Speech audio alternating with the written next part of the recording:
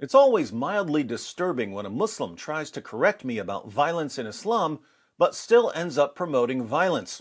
In a recent video, I shared multiple hadiths where Muhammad commanded his followers to kill apostates. Dawah for Christian didn't want me to think that Muhammad commanded his followers to kill apostates, so he replied, "Kill them means those who do false teaching." Wow, so peaceful. I answered, "So you're saying that anyone who teaches something false should be killed? Great job defending Muhammad." Not surprisingly, Dawah for Christian then changed the subject, standard Dawah procedure. Where in Bible Jesus says, 1. I love unbelievers, 2. I love unbelievers who was sinners, 3. I love unbelievers who are my enemy, please any verse. But then he continues explaining who has to be killed, according to Muhammad. To be killed is munafiq, a hypocrite, or false Islamic preacher, but actually they are fooling Muslims. So, false teachers have to be executed, according to Dawah for Christian. I'm not sure how this changes the fact that Muhammad said, if anyone leaves his Islamic religion, kill him, but we'll let that slide for now, because our Muslim friend asked about the love of Jesus. And I will answer. Let's read a few verses from Matthew 5, Dawah for Christian. Matthew 5, verses 43 to 48. You have heard that it was said, you shall love your neighbor and hate your enemy. But I say to you, love your enemies and pray for those who persecute you, so that you may be sons of your Father who is in heaven. For he causes his sun to rise on the evil and the good, and sends rain on the righteous and the unrighteous. For if you love those who love you, what reward do you have? Do not even the tax collectors do the same?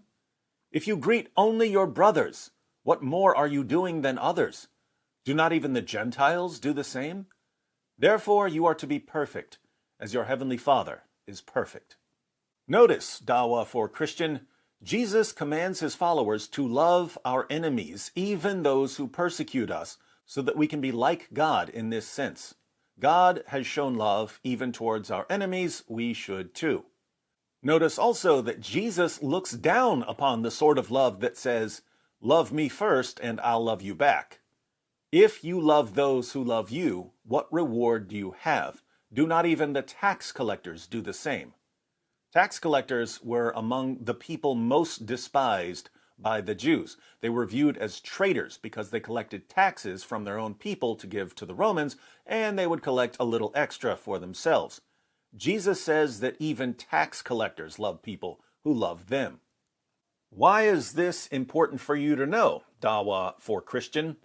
Well, what kind of love does Allah have? In Surah 3, verses 31 to 32, Allah tells Muhammad to say, if you love Allah, then follow me. Allah will love you and forgive you your faults, and Allah is forgiving, merciful. Say, obey Allah and the apostle, but if they turn back, then surely Allah does not love the unbelievers. So, if you love Allah, then follow Muhammad, and Allah will love you. But if you don't, then Allah will not love you. In other words, if you love Allah first and you obey him, then Allah will decide to love you back. But this is the kind of love that, according to Jesus, is no better than the love of a random tax collector. What this means is that, according to Jesus, the God of the Bible is greater than the God of the Quran. According to Jesus, the God of the Bible is perfect in love. The God of the Quran is limited in love and therefore defective. You follow a defective God, Dawah for Christian, and that's why you're so quick to call for the violent deaths of false teachers. But as long as you're preaching a violent, defective, limited God, you have no business doing Dawah for anyone, let alone for Christians.